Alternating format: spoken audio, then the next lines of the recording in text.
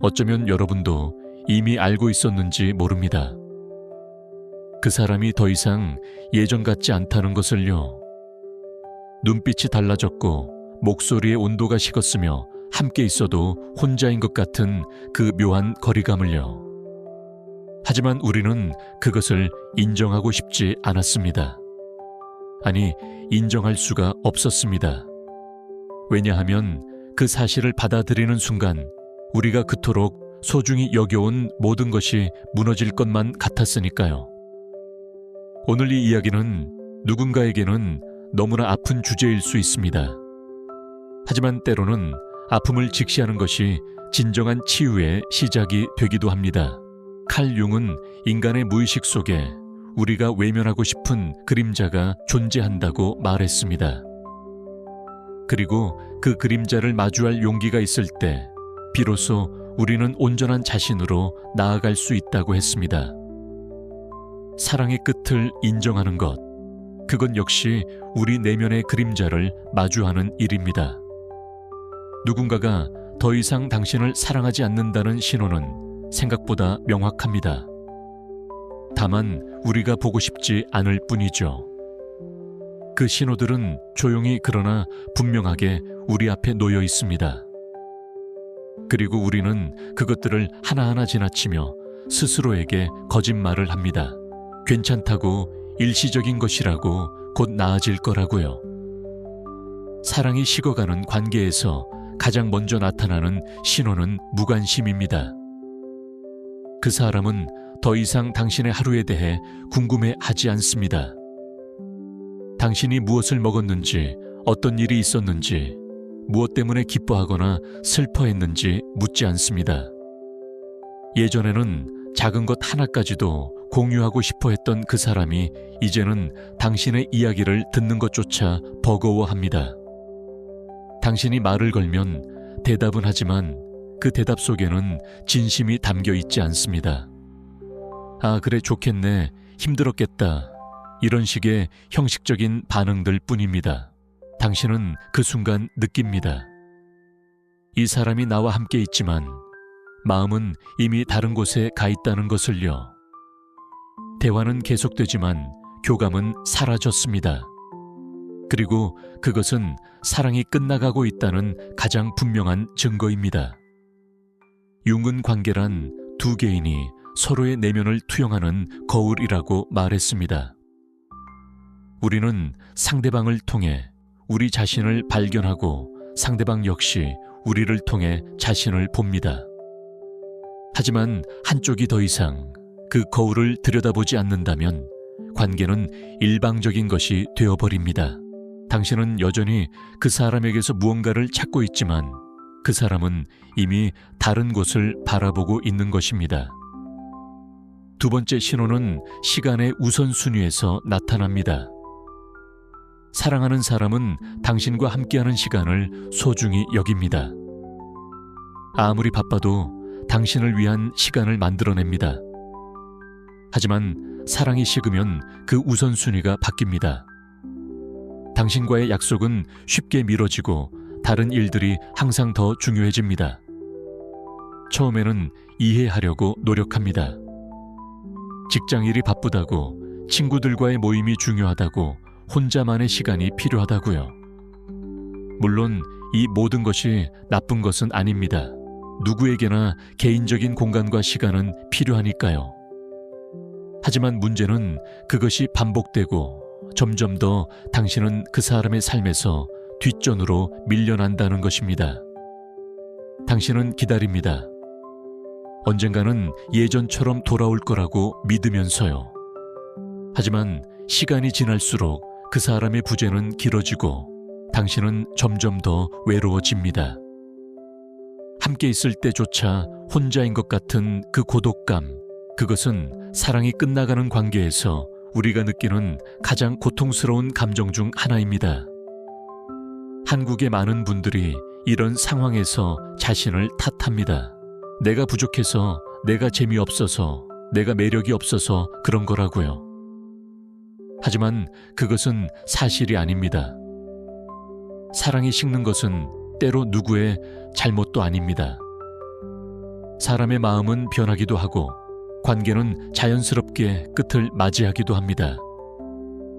그것은 당신의 가치가 떨어져서가 아니라 단지 두 사람의 길이 더 이상 같은 방향을 향하지 않게 된 것뿐입니다. 세 번째 신호는 신체적 친밀감의 변화입니다. 사랑하는 사람은 당신을 만지고 싶어 합니다. 손을 잡고 포옹하고 키스하고 싶어 하죠. 스킨십은 단순히 육체적인 것이 아니라 정서적 연결의 표현입니다. 하지만 사랑이 식으면 그런 접촉이 점점 줄어듭니다. 그 사람은 더 이상 당신 곁에 가까이 앉지 않습니다. 손을 잡으려 하면 자연스럽게 피하거나 포옹을 해도 형식적으로만 응답합니다. 침대에서도 거리가 생깁니다. 예전에는 서로 껴안고 잤는데 이제는 각자의 공간을 유지한 채 잠이 듭니다. 이런 변화는 미묘하게 시작되지만 시간이 지나면서 점점 더 명확해집니다. 융은 인간의 몸과 마음이 분리될 수 없다고 말했습니다. 우리의 감정은 신체를 통해 표현되고 신체적 거리는 곧 정서적 거리를 반영합니다. 누군가가 당신을 더 이상 만지고 싶어 하지 않는다면 그것은 그 사람의 마음이 이미 당신에게서 멀어졌다는 의미일 수 있습니다. 네 번째 신호는 미래에 대한 대화가 사라지는 것입니다. 사랑하는 사람과는 미래를 함께 그립니다. 다음 주말에 어디를 갈지, 다음 달에 무엇을 할지, 내년에는 어떤 계획을 세울지 이야기합니다. 하지만 사랑이 끝나가는 관계에서는 그런 대화가 점점 줄어듭니다. 그 사람은 더 이상 당신과의 미래를 상상하지 않습니다. 장기적인 계획을 세울 때 당신을 포함시키지 않고 혼자서만 결정을 내립니다. 당신이 미래에 대해 이야기하려고 하면 회피하거나 모호하게 대답합니다. 그때 가서 생각해보자. 아직 잘 모르겠어. 나중에 얘기하자. 이런 식으로요. 이것은 매우 고통스러운 신호입니다. 왜냐하면 당신은 여전히 그 사람과의 미래를 꿈꾸고 있는데 그 사람은 이미 당신 없는 미래를 계획하고 있을 수 있기 때문입니다. 당신은 함께 걸어갈 길을 그리고 있지만 그 사람은 혼자 걸어갈 길을 준비하고 있는 것입니다. 다섯 번째 신호는 감정적 반응의 부재입니다. 사랑이 살아있는 관계에서는 감정이 오갑니다. 기쁨도 있고 때로는 화도 나고 질투도 하고 걱정도 합니다. 이런 감정들은 관계가 살아있다는 증거입니다. 하지만 사랑이 끝나면 무감정 상태가 됩니다. 그 사람은 더 이상 당신 때문에 화를 내지도 질투하지도 걱정하지도 않습니다. 당신이 무엇을 하든 별로 상관하지 않습니다. 당신이 늦게 들어와도 다른 사람과 이야기해도 무언가를 잘못해도 그저 무덤덤합니다. 처음에는 이것이 성숙해진 것처럼 보일 수 있습니다. 하지만 실제로는 무관심의 표현입니다. 윤근 사랑의 반대는 미움이 아니라 무관심이라고 했습니다. 미움은 여전히 강한 감정적 연결을 의미하지만 무관심은 연결 자체가 끊어진 것을 의미합니다. 누군가가 당신에게 완전히 무관심해졌다면 그것은 그 사람의 마음속에서 당신이 차지하던 자리가 이미 비어버렸다는 뜻입니다. 여섯 번째 신호는 의사소통 방식의 변화입니다. 사랑하는 사람과는 깊은 대화를 나눕니다. 서로의 생각, 감정, 꿈, 두려움을 공유합니다. 하지만 사랑이 식으면 대화가 표면적으로 변합니다. 필요한 정보만 주고받고 감정적인 교류는 사라집니다. 문자나 전화도 줄어듭니다. 예전에는 사소한 것도 공유하고 싶어 했는데 이제는 꼭 필요한 것만 연락합니다. 당신이 먼저 연락하지 않으면 하루 종일 연락이 없기도 합니다. 답장도 느려지고 내용도 짧아집니다. 그 사람과 연결되어 있다는 느낌이 점점 희미해집니다. 한국 사회에서는 특히 카카오톡이나 다른 메신저를 통해 많은 소통이 이루어집니다. 그래서 메시지의 변화는 더욱 명확하게 느껴집니다. 읽음 표시는 떴는데 답장이 없거나 짧고 무성의한 답변만 돌아올 때 우리는 본능적으로 알게 됩니다. 이 사람이 나와의 대화에 더 이상 관심이 없다는 것을요. 7번째 신호는 갈등 해결 방식의 변화입니다. 건강한 관계에서는 갈등이 생겼을 때 함께 해결하려고 노력합니다. 서로의 입장을 들어주고 타협점을 찾고 관계를 회복하려고 애씁니다. 하지만 사랑이 끝나가는 관계에서는 갈등을 회피하거나 아니면 사소한 것에도 과도하게 반응합니다. 그 사람은 문제에 대해 이야기하는 것을 피합니다. 괜찮다고 별일 아니라고 말하면서 대화를 차단합니다. 혹은 반대로 작은 문제에도 크게 화를 내면서 관계 자체를 문제 삼습니다. 이 모든 게 의미 없어, 우리는 맞지 않아, 이런 식으로요. 이것은 사실 관계를 끝내고 싶다는 무의식적인 신호일 수 있습니다. 융은 인간의 무의식이 때로 의식보다 먼저 진실을 알고 있다고 말했습니다. 그 사람이 의식적으로는 아직 관계를 유지하려고 할 수 있지만 무의식은 이미 이별을 준비하고 있을 수 있습니다. 그래서 갈등 상황에서 불필요하게 극단적인 반응을 보이거나 반대로 완전히 무관심한 태도를 보이는 것입니다. 8번째 신호는 당신의 존재가 그 사람의 삶에서 점점 보이지 않게 되는 것입니다. 사랑하는 사람은 당신을 자신의 삶에 포함시킵니다. 친구들에게 소개하고 가족 모임에 데려가고 소셜미디어에도 함께 있는 모습을 공유합니다. 하지만 사랑이 식으면 당신은 그 사람의 삶에서 점점 지워집니다. 그 사람의 인스타그램이나 페이스북에서 당신의 흔적이 사라집니다. 함께 찍은 사진을 더 이상 올리지 않고 당신에 대한 언급도 없어집니다. 친구들과의 모임에도 당신을 데려가지 않고 혼자 만나겠다고 합니다. 가족들에게도 당신 이야기를 하지 않습니다. 마치 당신이 그 사람의 삶에 존재하지 않는 것처럼요. 이것은 매우 아픈 경험입니다.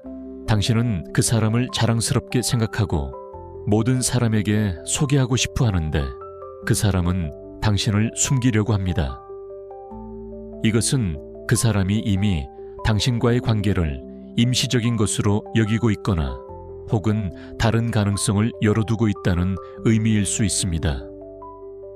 9번째 신호는 노력의 불균형입니다.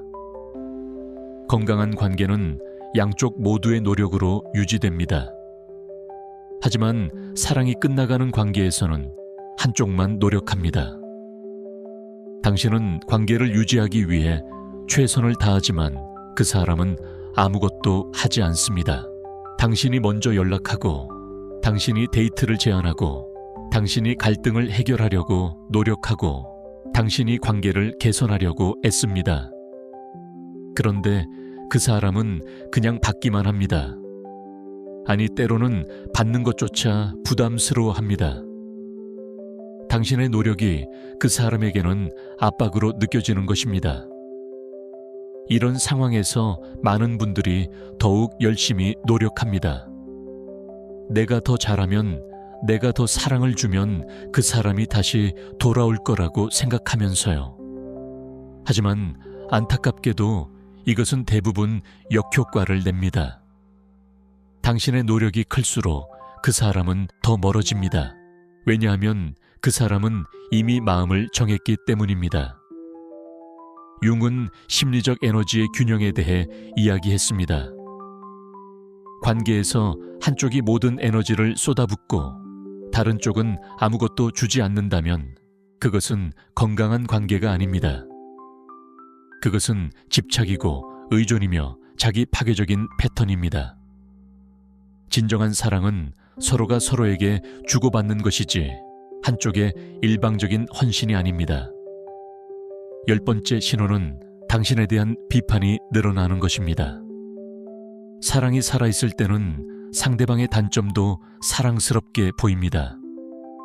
하지만 사랑이 식으면 모든 것이 거슬립니다. 당신이 하는 모든 것이 잘못되어 보이고 당신의 존재 자체가 불편해집니다. 그 사람은 당신의 말투, 습관, 외모, 행동 하나하나를 지적합니다. 예전에는 괜찮았던 것들이 이제는 문제가 됩니다. 당신이 웃는 방식, 밥을 먹는 방식, 말하는 방식, 심지어 숨 쉬는 방식까지도 비판의 대상이 됩니다. 이것은 그 사람이 이미 당신을 떠나기로 결심했지만 그 결정을 정당화하기 위해 무의식적으로 당신의 결점을 찾고 있는 것입니다. 한국의 많은 분들이 이런 상황에서 자신을 바꾸려고 노력합니다.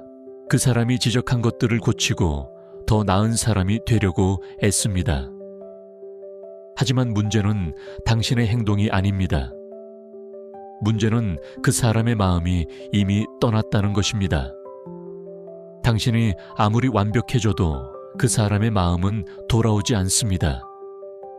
왜냐하면 그 사람은 당신이라는 사람 자체에 더 이상 관심이 없기 때문입니다. 이 모든 신호들을 보면서도 우리는 여전히 현실을 부정합니다. 왜일까요? 왜 우리는 이렇게나 명백한 신호들을 무시하고 끝난 관계에 매달리는 걸까요? 융은 이것을 심리적 투사라고 설명했습니다. 우리는 상대방을 있는 그대로 보는 것이 아니라 우리가 보고 싶은 모습을 투사해서 봅니다.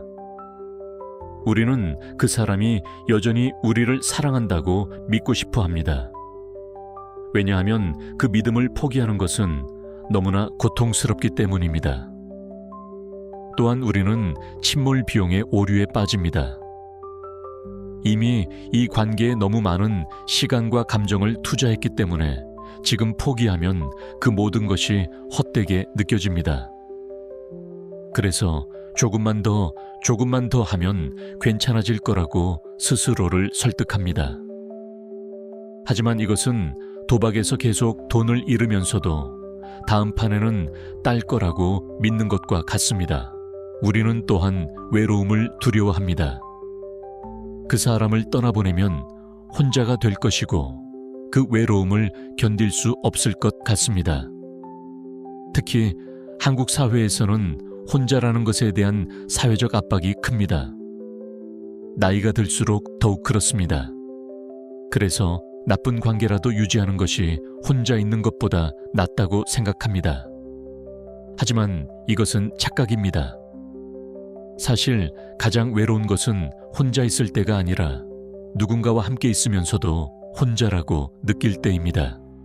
당신 옆에 있지만 마음은 없는 사람과 함께하는 것보다 진정으로 혼자 있는 것이 훨씬 덜 외롭습니다. 우리는 또한 변화를 두려워합니다. 그 사람과의 관계가 우리 삶의 큰 부분을 차지하고 있었기 때문에 그것을 잃으면 우리 삶 자체가 무너질 것 같습니다.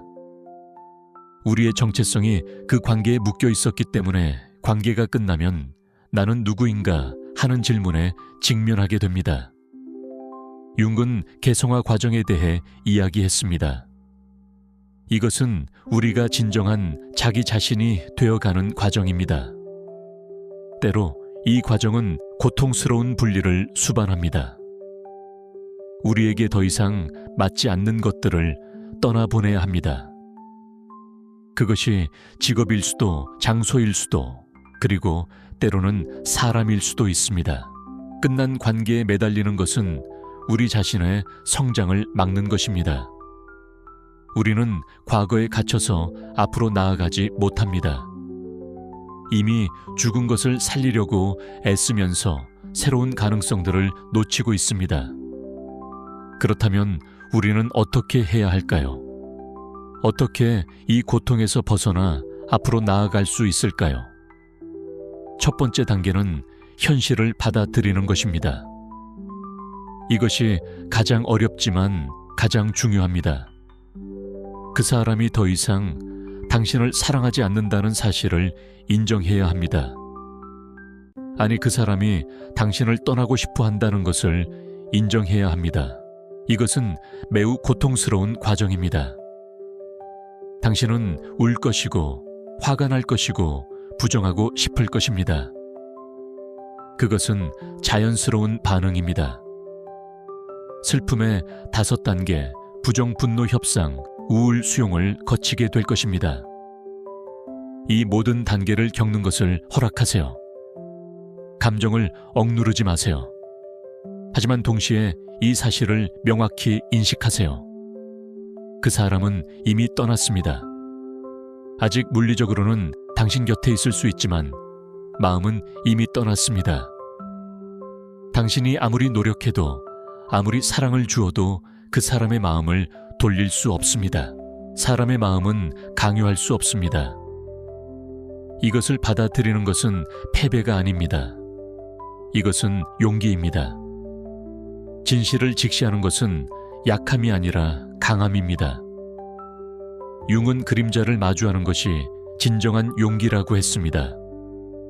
우리가 보고 싶지 않은 진실을 받아들이는 것, 그것이 치유의 시작입니다.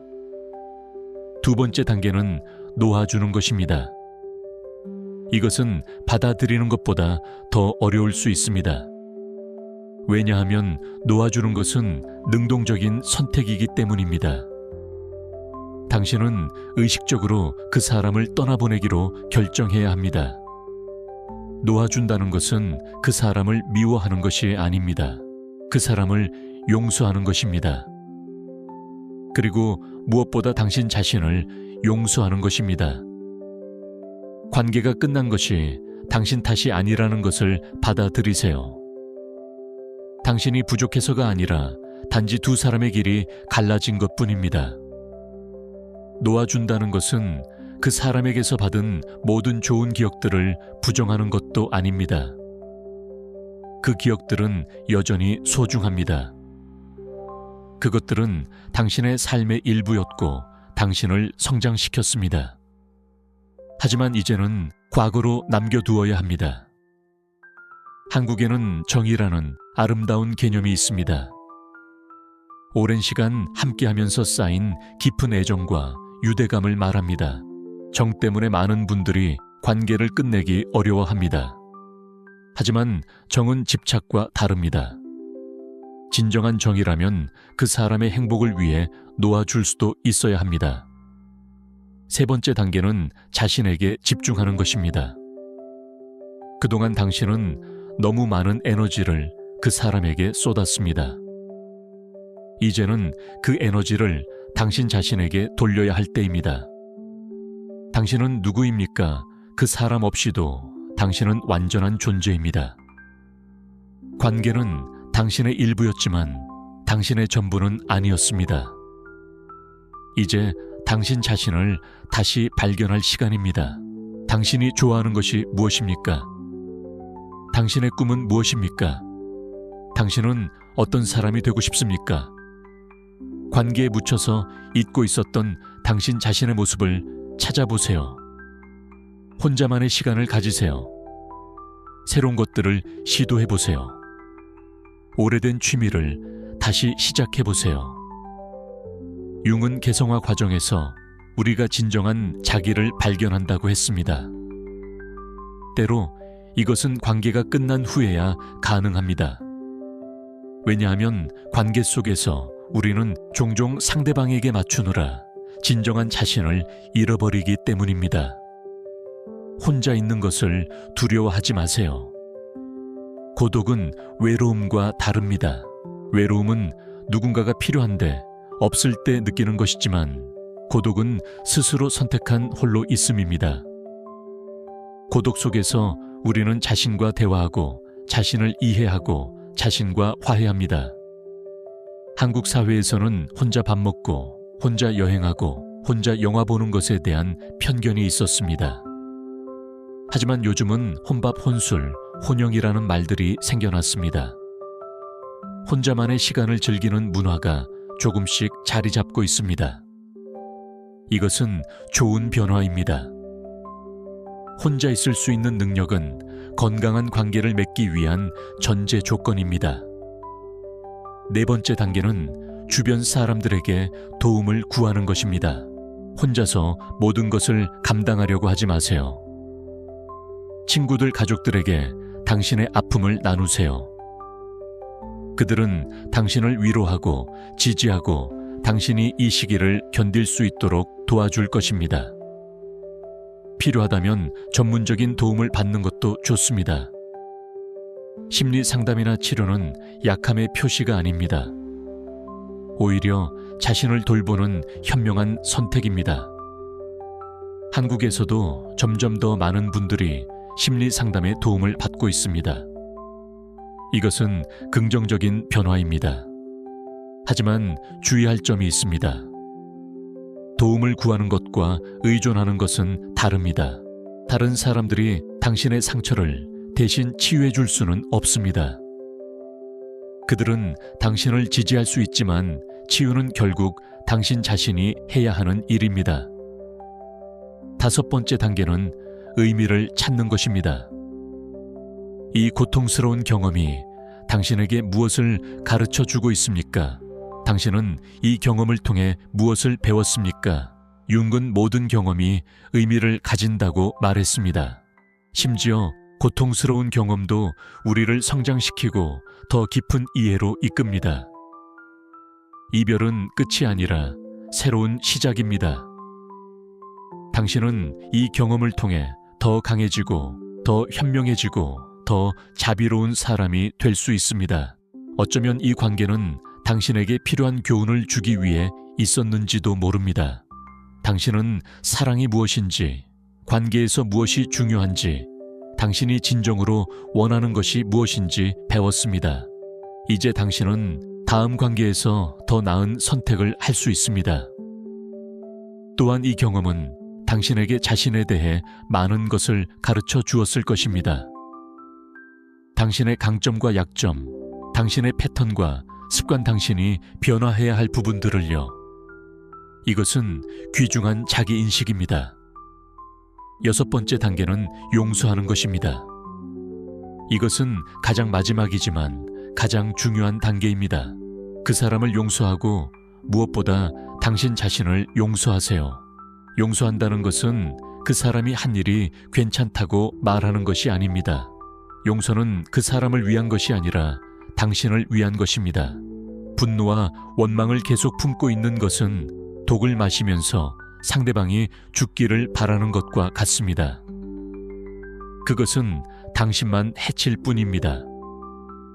그 사람이 당신에게 상처를 주었다면 그것은 그 사람도 고통 속에 있었기 때문일 수 있습니다. 상처받은 사람이 다른 사람에게 상처를 줍니다. 이것을 이해한다고 해서 그 행동이 정당화되는 것은 아니지만 용서하기는 더 쉬워집니다. 그리고 자신을 용서하세요. 당신이 관계에서 실수를 했을 수도 있습니다. 당신이 더 잘할 수 있었던 부분이 있을 수도 있습니다. 하지만 당신은 그 순간에 최선을 다했습니다. 당신이 알고 있던 것으로 가진 것으로요. 자신을 너무 가혹하게 판단하지 마세요. 융은 그림자를 통합하는 것에 대해 이야기했습니다. 우리의 어두운 면, 우리가 인정하고 싶지 않은 부분들을 받아들이는 것입니다. 완벽한 사람은 없습니다. 우리 모두는 실수하고 넘어지고 때로는 잘못된 선택을 합니다. 그것이 인간입니다. 그것을 받아들이고 용서할 때 우리는 진정으로 자유로워집니다. 이 모든 단계를 거치는 데는 시간이 걸립니다. 하루아침에 일어나지 않습니다.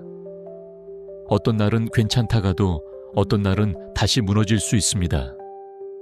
그것도 괜찮습니다. 치유는 직선이 아니라 나선형입니다. 때로는 뒤로 가는 것처럼 보여도 사실은 더 높은 차원으로 올라가고 있는 것입니다. 그리고 언젠가 당신도 모르는 사이에 당신은 치유되어 있을 것입니다. 어느 날 아침에 일어나서 그 사람을 생각했는데 더 이상 아프지 않을 것입니다. 그 사람의 이름을 들어도 가슴이 무너지지 않을 것입니다. 그 사람과의 추억들이 더 이상 당신을 괴롭히지 않을 것입니다. 그것은 당신이 그 사람을 잊었다는 의미가 아닙니다. 당신은 결코 완전히 잊지 못할 수도 있습니다. 하지만 그것이 더 이상 당신을 정의하지 않을 것입니다. 그것은 당신 삶의 한 장이었지만 당신의 전체 이야기는 아닙니다. 그리고 당신은 다시 사랑할 준비가 될 것입니다. 이번에는 더 현명하게, 더 진정성 있게요. 당신은 무엇을 원하는지 알게 되었고 무엇을 받아들일 수 없는지도 알게 되었습니다. 당신은 당신 자신을 더 잘 알게 되었고 따라서 당신에게 진정으로 맞는 사람을 알아볼 수 있게 되었습니다. 융은 상처받은 치유자에 대해 이야기했습니다.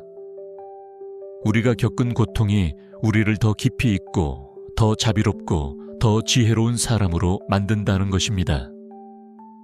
당신의 상처는 당신을 약하게 만드는 것이 아니라 강하게 만듭니다. 당신이 겪은 아픔은 다른 사람들의 아픔을 이해하게 해줍니다. 사랑의 끝을 경험한 사람은 사랑의 시작을 더 깊이 이해합니다. 상실을 경험한 사람은 가진 것의 소중함을 더 잘 압니다. 혼자 있는 법을 배운 사람은 함께 있는 것의 의미를 더 잘 압니다. 마지막으로 당신에게 전하고 싶은 말이 있습니다. 당신은 충분히 좋은 사람입니다. 누군가가 당신을 떠났다고 해서 당신의 가치가 줄어드는 것은 아닙니다. 당신은 사랑받을 자격이 있습니다. 진정으로 당신을 보고 이해하고 소중히 여기는 사랑을 받을 자격이 있습니다. 지금은 어둡고 고통스러울 수 있습니다. 하지만 이 어둠도 지나갈 것입니다. 해는 다시 떠오를 것입니다. 당신은 다시 웃을 것이고 다시 사랑할 것이고 다시 행복할 것입니다. 놓아주는 것은 포기가 아닙니다. 그것은 새로운 시작을 위한 공간을 만드는 것입니다. 당신이 닫힌 문에서 손을 떼면 열린 문으로 걸어갈 수 있습니다. 과거를 내려놓으면 미래를 향해 나아갈 수 있습니다.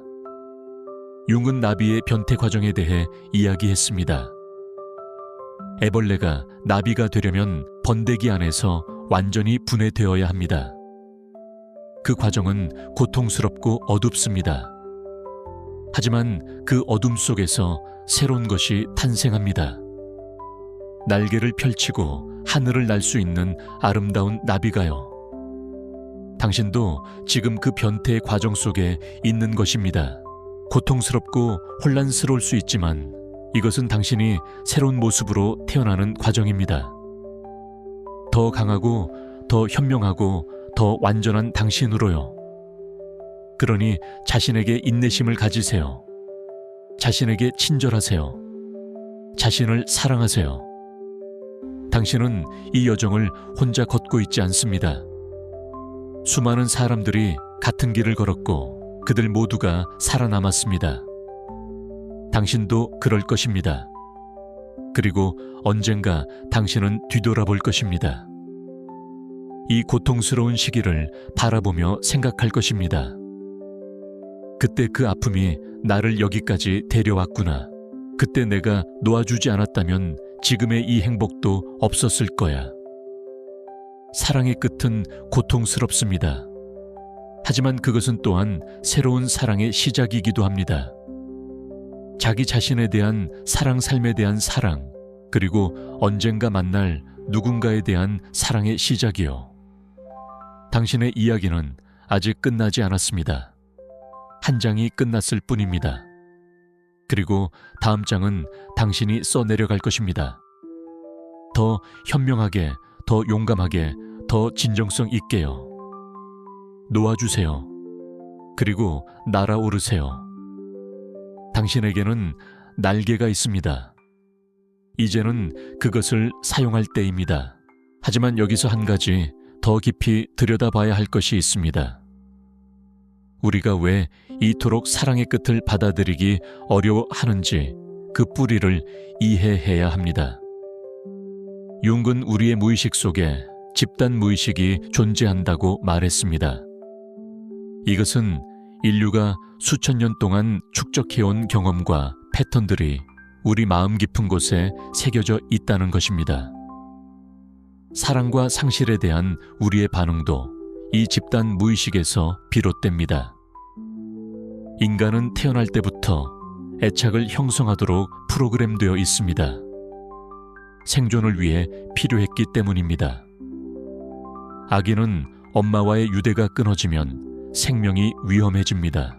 그래서 우리의 뇌는 분리와 상실을 극도의 위협으로 인식하도록 진화했습니다. 이것이 바로 이별이 단순한 감정적 고통을 넘어서 거의 물리적인 고통으로 느껴지는 이유입니다. 실제로 뇌과학 연구에 따르면 이별의 고통을 느낄 때 활성화되는 뇌 영역은 신체적 고통을 느낄 때와 동일합니다. 당신의 고통은 과장이 아닙니다. 그것은 실제이고 생물학적인 것입니다. 한국 문화에서는 특히 관계를 중요하게 여깁니다. 우리는 개인주의보다는 관계 중심적인 사회에서 살아왔습니다. 가족, 친구, 연인과의 관계가 우리 정체성의 중요한 부분을 차지합니다. 나라는 존재는 독립적으로 존재하는 것이 아니라 관계 속에서 존재합니다. 이것은 아름다운 문화적 특성이지만 동시에 관계가 끝났을 때 더 큰 상실감을 느끼게 만들기도 합니다. 관계를 잃는 것이 곧 자신의 일부를 잃는 것처럼 느껴지기 때문입니다. 당신과 나의 경계가 모호했기 때문에 그 사람이 떠나면 나의 일부도 함께 떠나가는 것 같습니다. 융은 아니마와 아니무스에 대해 이야기했습니다. 남성의 무의식 속에 있는 여성적 측면을 아니마라고 하고 여성의 무의식 속에 있는 남성적 측면을 아니무스라고 합니다. 우리는 연인 관계에서 종종 이 무의식적 이미지를 상대방에게 투사합니다. 다시 말해, 우리가 사랑에 빠질 때 우리는 상대방을 있는 그대로 사랑하는 것이 아니라 우리 자신의 무의식적 이상향을 그 사람에게 투사해서 사랑합니다. 그래서 사랑은 때로 맹목적입니다. 우리는 우리가 보고 싶은 것을 보고 우리가 믿고 싶은 것을 믿습니다. 그리고 관계가 진행되면서 현실이 드러납니다. 상대방은 우리의 이상향이 아니라 결점과 한계를 가진 평범한 인간입니다. 이때 두 가지 일이 벌어질 수 있습니다. 하나는 그 현실을 받아들이고 진정한 사랑으로 나아가는 것이고, 다른 하나는 환멸을 느끼고 관계를 끝내는 것입니다. 많은 관계가 이 지점에서 끝납니다. 처음의 열정이 식고 투사가 깨지고 상대방의 진짜 모습이 보이기 시작할 때입니다. 어떤 사람들은 이것을 사랑이 끝났다고 생각합니다. 하지만 사실은 환상이 끝난 것이고 진짜 사랑이 시작될 수 있는 기회입니다. 하지만 모든 사람이 이 기회를 선택하는 것은 아닙니다. 어떤 사람들은 환상 속의 사랑만을 원합니다. 그들은 현실의 불완전함을 견디지 못하고 계속해서 새로운 관계를 찾아 나섭니다. 처음의 설렘과 열정을 다시 느끼기 위해서요. 그리고 당신의 연인이 그런 사람이었다면 당신이 아무리 완벽해져도 그 사람을 붙잡을 수 없었을 것입니다. 이것을 이해하는 것이 중요합니다. 때로 관계가 끝나는 것은 당신의 잘못이 아닙니다. 그것은 상대방이 아직 진정한 사랑을 받아들일 준비가 되지 않았기 때문입니다. 그 사람은 여전히 환상을 쫓고 있고 현실의 불완전함을 받아들이지 못하고 있습니다. 융은 개성화 과정이 평생에 걸친 여정이라고 했습니다. 어떤 사람들은 이 여정을 더 빨리 진행하고 어떤 사람들은 더 천천히 진행합니다. 그리고 어떤 사람들은 아예 이 여정을 시작하지 않습니다. 그들은 자신의 그림자를 마주하기를 거부하고 계속해서 외부에서 답을 찾으려고 합니다. 만약 당신의 전 연인이 그런 사람이었다면 당신은 그 사람이 성장할 때까지 기다릴 수도 없고 기다려서도 안 됩니다. 그것은 그 사람의 여정이고 그 사람 스스로 걸어가야 할 길입니다. 당신은 다른 사람을 구원할 수 없습니다. 당신이 할 수 있는 것은 당신 자신의 여정을 걷는 것뿐입니다. 이제 조금 다른 각도에서 이야기해 보겠습니다. 사랑의 끝을 받아들이고 나면 우리는 종종 복수나 분노의 유혹에 빠집니다. 그 사람이 나를 아프게 했으니 나도 그 사람을 아프게 하고 싶다는 생각이 듭니다. 혹은 그 사람이 후회하게 만들고 싶다는 생각이 듭니다. 이것은 자연스러운 감정입니다. 하지만 이 길로 가는 것은 당신 자신을 더 아프게 할 뿐입니다. 복수는 달콤하게 보이지만 실제로는 독과 같습니다. 그것은 상대방보다 당신을 더 해칩니다. 융근 그림자가 통합되지 않으면 우리를 지배한다고 말했습니다. 분노와 복수심은 우리 내면의 그림자입니다. 이것을 인정하지 않고 억압하면 그것은 우리를 내부에서 좀먹습니다. 하지만 그렇다고 해서 그대로 행동으로 옮기는 것도 답이 아닙니다. 진정한 방법은 이 감정을 인정하고 느끼고 그러나 행동으로 옮기지 않는 것입니다. 화가 난다면 화가 나는 것을 인정하세요. 복수하고 싶다면 그 마음을 인정하세요. 하지만 그것을 행동으로 옮기지는 마세요. 감정을 느끼는 것과 행동하는 것은 다릅니다. 한국에는 한이라는 독특한 개념이 있습니다. 깊은 원한과 슬픔이 응어리져서 가슴속에 맺히는 것을 말합니다. 한국의 역사와 문화 속에서 하는 중요한 주제였습니다. 하지만 한을 품고 사는 것은 결국 자신을 해칩니다. 한을 풀어야 합니다.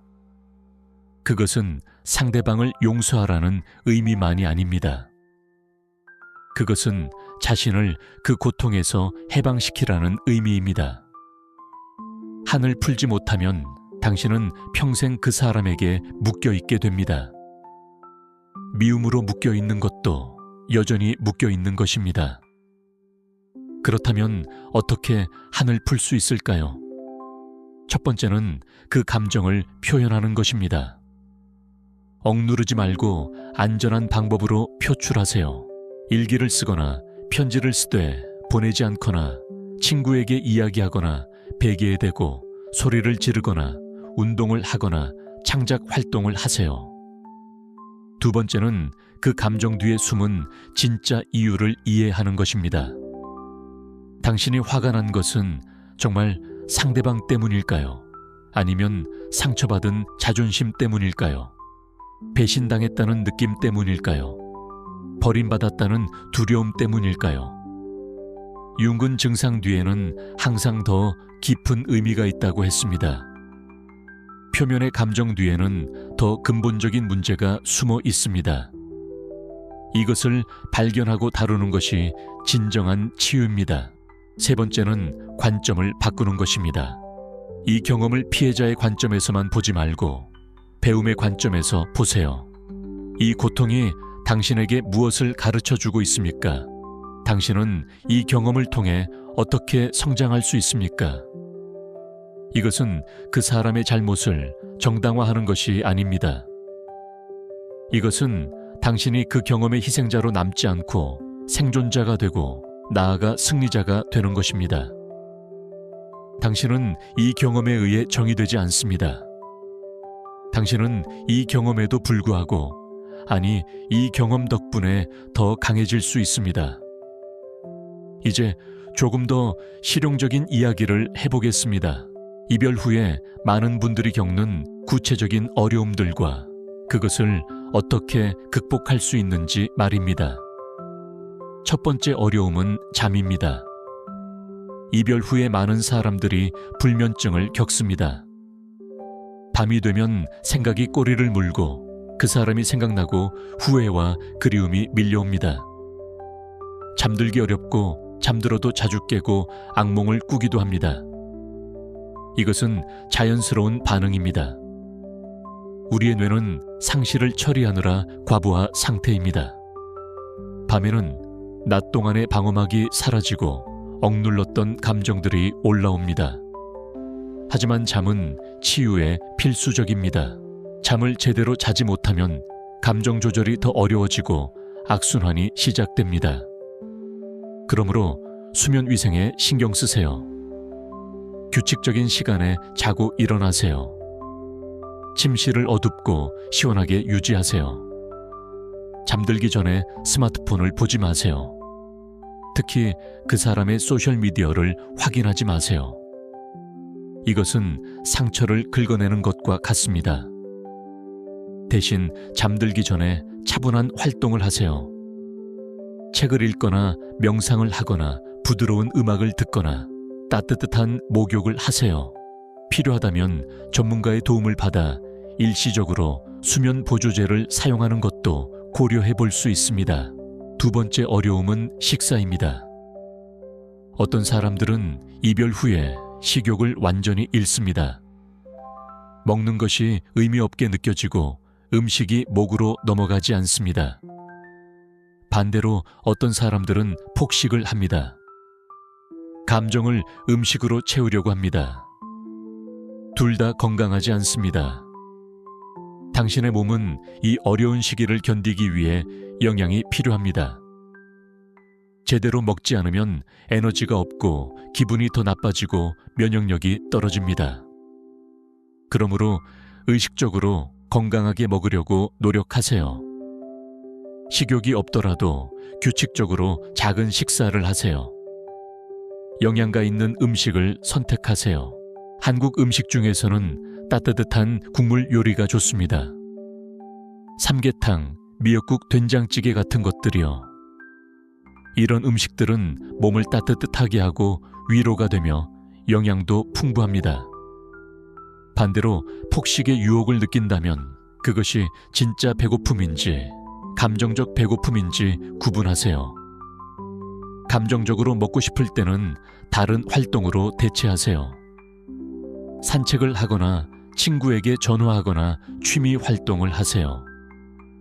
세 번째 어려움은 일상생활입니다. 이별 후에는 가장 단순한 일들도 어렵게 느껴집니다. 출근하기, 일하기, 집안일하기, 심지어 씻기조차 버겁습니다. 모든 것이 무의미하게 느껴지고 아무것도 하고 싶지 않습니다. 하지만 일상을 유지하는 것이 중요합니다. 일상은 당신에게 구조를 제공하고 당신이 완전히 무너지는 것을 막아줍니다. 그러므로 아무리 힘들어도 기본적인 루틴을 유지하려고 노력하세요. 아침에 일어나서 샤워하고 옷을 입고 아침을 먹으세요. 일이 있다면 출근하세요. 일이 없다면 다른 구조를 만드세요. 도서관에 가거나 카페에 가거나 산책을 하세요. 집에만 있으면서 침대에 누워 있지 마세요. 작은 목표를 세우세요. 오늘은 설거지를 하겠다. 오늘은 빨래를 하겠다. 오늘은 친구를 만나겠다. 이런 식으로요. 그리고 그것을 이루었을 때 자신을 칭찬하세요. 지금 당신이 하고 있는 모든 것이 영웅적인 행동입니다. 네 번째 어려움은 그 사람에 대한 생각입니다.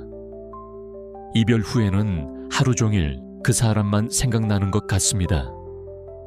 아침에 눈을 뜨면 그 사람 생각, 일할 때도 그 사람 생각, 밤에 잠들 때도 그 사람 생각입니다.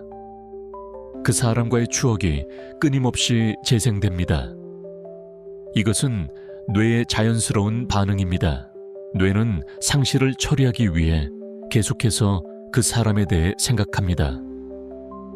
마치 컴퓨터가 큰 파일을 삭제할 때 시간이 걸리는 것처럼요. 이것을 억누르려고 하지 마세요. 억누를수록 더 강해집니다. 대신 그 생각을 인정하되 그것에 사로잡히지 않도록 하세요. 그 사람이 생각날 때, 아, 지금 그 사람이 생각나는구나 하고 인정하세요. 그리고 부드럽게 당신의 주의를 다른 곳으로 돌리세요. 현재 하고 있는 일에 집중하거나 주변 환경을 관찰하거나 호흡에 집중하세요. 명상이 여기서 큰 도움이 될 수 있습니다. 명상은 생각을 없애는 것이 아니라 생각에 휘둘리지 않는 것입니다. 생각이 와도 그것을 판단하지 않고 그냥 지나가게 두는 것입니다. 이것은 연습이 필요하지만 시간이 지나면 점점 쉬워집니다. 5번째 어려움은 외로움입니다. 이별 후의 외로움은 단순히 혼자 있는 것과는 다릅니다. 그것은 존재적 외로움입니다. 나를 이해해주는 사람이 없다는 느낌, 나는 혼자라는 느낌, 세상에서 나만 이렇게 힘든 것 같은 느낌입니다. 이 외로움은 매우 고통스럽습니다. 하지만 이것도 일시적입니다. 그리고 이 외로움을 느끼는 것이 당신만이 아니라는 것을 기억하세요. 지금 이 순간에도 수많은 사람들이 같은 고통을 겪고 있습니다. 당신은 혼자가 아닙니다. 외로움을 느낄 때 다른 사람들과 연결되려고 노력하세요. 친구에게 연락하세요. 가족과 시간을 보내세요. 온라인 커뮤니티에 참여하세요. 이별을 경험한 사람들의 모임에 가세요. 당신의 이야기를 나누고 다른 사람들의 이야기를 들으세요. 하지만 동시에 혼자 있는 법도 배우세요. 외로움과 고독은 다릅니다. 외로움은 고통이지만 고독은 선물입니다. 고독 속에서 당신은 당신 자신을 만납니다. 당신은 외부의 소음 없이 내면의 목소리를 들을 수 있습니다. 윤군 내향성과 외향성에 대해 이야기했습니다. 외향적인 사람은 다른 사람들과 함께 있을 때 에너지를 얻고, 내향적인 사람은 혼자 있을 때 에너지를 얻습니다. 당신이 어느 쪽이든 둘 사이의 균형이 필요합니다. 너무 많이 혼자 있어도 안 되고 너무 많이 사람들과 함께 있어도 안 됩니다. 6번째 어려움은 미래에 대한 불안입니다. 이별 후에는 미래가 막막하게 느껴집니다. 나는 다시 사랑할 수 있을까? 나는 행복해질 수 있을까? 나이가 들면서 기회는 줄어들고 좋은 사람은 다 만나졌고 이제 나는 혼자 늙어가는 것 아닐까? 특히 한국 사회에서는 나이와 결혼에 대한 압박이 큽니다. 30이 넘으면 40이 넘으면 점점 더 조급해집니다. 주변에서는 빨리 새로운 사람을 만나라고 재촉합니다. 하지만 이 조급함이 당신을 더 불행하게 만들 수 있습니다. 미래에 대해 걱정하지 마세요. 아니, 걱정할 수는 있지만 그것이 당신을 지배하게 두지 마세요. 미래는 아무도 모릅니다. 당신이 상상하는 최악의 시나리오가 현실이 될 수도 있고 아닐 수도 있습니다. 하지만 대부분의 경우 우리가 걱정하는 일들은 일어나지 않습니다. 대신 현재에 집중하세요. 지금 이 순간 당신은 무엇을 할 수 있습니까? 오늘 하루를 어떻게 의미 있게 보낼 수 있습니까? 미래는 오늘의 선택들이 모여서 만들어집니다. 그러므로 오늘을 잘 사는 것이 가장 좋은 미래 준비입니다. 7번째 어려움은 자존감의 하락입니다. 이별 후에 많은 사람들이 자신이 부족하다고 느낍니다. 내가 더 예뻤다면, 내가 더 잘했다면, 내가 더 재미있었다면 그 사람이 떠나지 않았을 거라고 생각합니다. 하지만 이것은 사실이 아닙니다. 당신의 가치는 다른 사람이 당신을 선택하느냐 마느냐에 달려 있지 않습니다. 당신의 가치는 내재적입니다. 당신은 태어날 때부터 가치 있는 존재입니다. 아무것도 하지 않아도, 아무도 당신을 사랑하지 않아도 당신은 여전히 가치 있습니다. 융근 자기라는 개념에 대해 이야기했습니다. 자기는 우리의 진정한 본질이고 우리 존재의 중심입니다. 이것은 외부의 평가나 인정과 무관합니다. 자기를 발견하고 실현하는 것이 개성화의 목표입니다. 당신의 자존감을 외부에서 찾지 마세요. 다른 사람의 사랑이나 인정에서 찾지 마세요. 그것은 모래 위에 집을 짓는 것과 같습니다. 언제든 무너질 수 있습니다. 대신 내부에서 찾으세요. 당신 자신을 알고 받아들이고 사랑하세요. 자기 돌봄을 실천하세요. 당신의 몸을 돌보고 마음을 돌보고 영혼을 돌보세요. 당신이 좋아하는 일을 하세요. 당신을 기쁘게 하는 것들로 당신의 삶을 채우세요. 당신이 당신 자신의 가장 좋은 친구가 되세요. 8번째 어려움은 용서입니다. 앞에서도 언급했지만 용서는 정말 어렵습니다. 특히 상대방이 당신을 부당하게 대했거나 거짓말을 했거나 바람을 피웠거나 당신을 모욕했다면 더욱 그렇습니다. 하지만 용서하지 않으면 당신은 평생 그 사람에게 묶여있게 됩니다. 용서는 상대방을 위한 것이 아니라 당신을 위한 것입니다. 용서는 그 사람이 한 일이 괜찮다고 말하는 것이 아닙니다. 용서는 당신이 더 이상 그 일에 에너지를 쓰지 않겠다고 선택하는 것입니다. 용서는 한 번에 일어나지 않습니다. 그것은 과정입니다. 어떤 날은 용서했다고 생각했는데 다음 날 다시 화가 날 수 있습니다. 그것도 괜찮습니다. 용서는 직선이 아니라 나선형입니다. 당신은 조금씩 천천히 용서를 향해 나아갑니다. 그리고 가장 중요한 것은 자신을 용서하는 것입니다. 당신이 관계에서 한 실수들, 당신이 하지 못한 것들, 당신이 말한 것들, 당신이 말하지 못한 것들, 이 모든 것을 용서하세요. 당신은 완벽하지 않습니다. 아무도 완벽하지 않습니다.